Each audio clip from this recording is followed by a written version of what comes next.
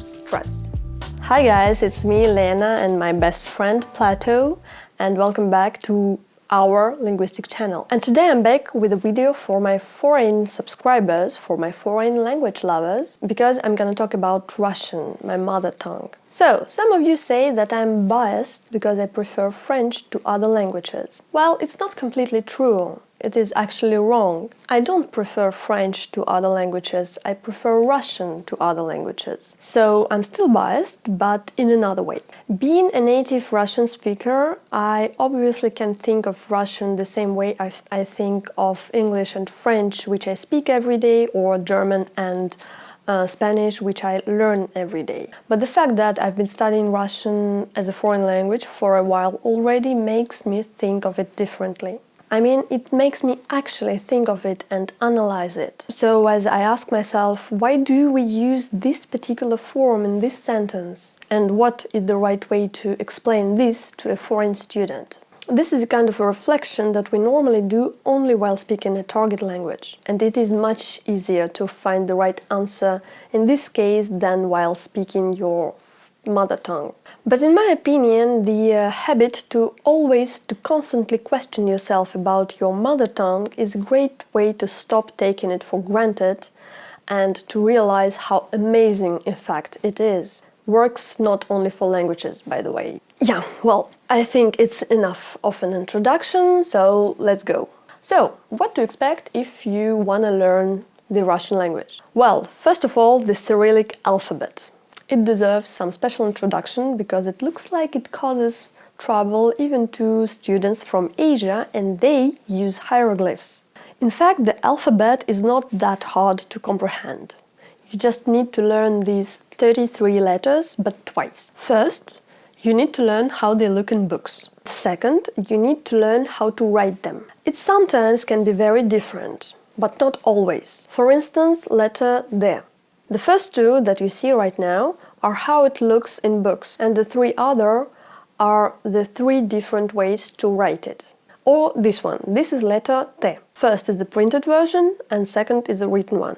The pronunciation is quite a different story. The same letter can be pronounced in a lot of different ways. And sometimes the pronunciation has nothing to do with the written form. But I must say that it doesn't have to be a problem for English or French native speakers. Because honestly, guys, you transform this into beaucoup and this into tough in the oral speech. So for you guys, reading in Russian must be quite easy. Basically, you just need to get used to it.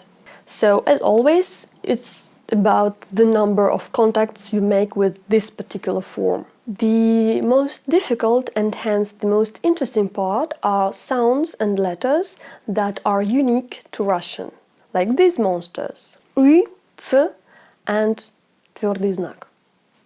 The first one, y, is especially complicated for French people. In French, we are not used to this kind of sound because the whole language is a palatalized language. And y, it is a kind of a hard E, if that makes sense. So compare these three syllables. Ki, ki, ti, ti, mi, my. Feel the difference? Don't worry if not, or if you can't pronounce them, they are really tricky. This, by the way, leads us to another specificity of the Russian language. It has 15 pairs of soft and hard consonants. Are you okay there? I'm not a pillow. This phenomenon is partly represented in French, because in French we can pronounce the sounds g and k in two different ways. They are soft in front of the sounds like a and u, like in words gare, car, Cuba, etc.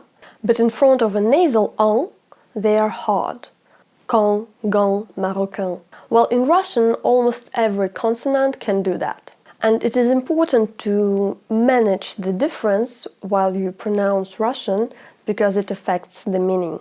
Another thing that can also affect the meaning is the stress in the words. In Russian, it is not fixed like in French. And it doesn't even have any system of rules that could explain what syllable is under stress like in Spanish. Any syllable can be stressed in Russian, and the only way to know the right one is to learn the word by heart. To make matters worse, the stress can leap from one syllable to another in the same word without any evident reason.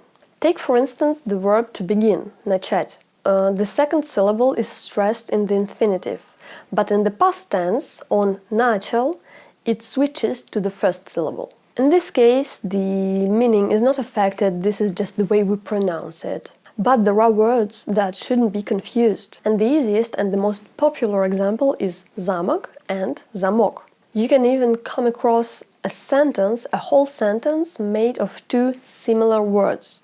Это Машина машина. In this case, only the stress can help us to tell the difference between the girl whose name is Mary and her car. By the way, there is only one letter in Russian that is always stressed while used in a word. It's ё. You're familiar with it if you've already started to learn Russian. This letter is the youngest in our alphabet, and there is a lot of controversy about its legitimacy. This letter is optional, but some linguists are still not happy about its existence and argue that it shouldn't be in use. However, not everything affects the meaning. For example, the word order in Russian is not fixed like at all. You can change it in any way you want and it will still make perfect sense. Maybe the first word will be just a little bit more stressed when the word order is changed, but this emphasis is not radical at all. We can do this in Russian because every single word changes its forms and those changes show the logical relation between words. So you can change the word order all you want, we will still understand what you mean. And there are also declinations and verb forms, but basically this is all it is. In Russian, grammatical atrocities finish at A2 level.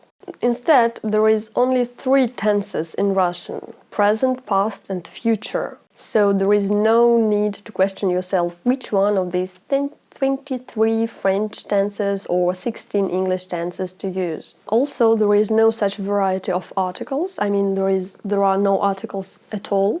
So you don't need to ruminate if this is un courage, le courage, ou du courage, a cat or the cat. Also, no complicated conditionals, no subjunctive inversion or perfect tenses or literary tenses like passé simple in French. Basically, starting from level B1, you learn vocabulary and syntax, and this feels great, even for your teacher. So, okay guys, I hope you enjoyed this video. If you did, give it a thumb up, and I'll see you very soon. Hugs and kisses. Bye bye.